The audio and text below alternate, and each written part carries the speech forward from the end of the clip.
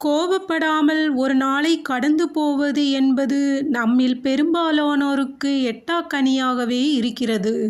அந்த அளவிற்கு நம்மை ஆட்கொள்ளும் விஷயமாக கோபம் காணப்படுகிறது.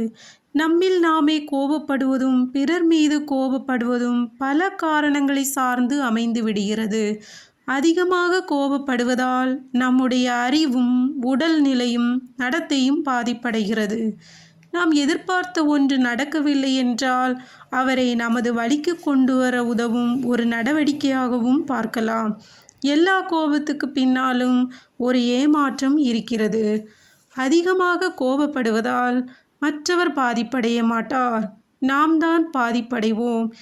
கோபத்தை எப்படி கட்டுப்படுத்துவதென்றால், இசை கேட்பது, தியானம், புத்தக வாசிப்பு, பிடித்த இடத்திற்கு செல்வது, இதில் ஏதோ ஒன்று அல்லது வேறு ஒன்றாக கூட இருக்கலாம்.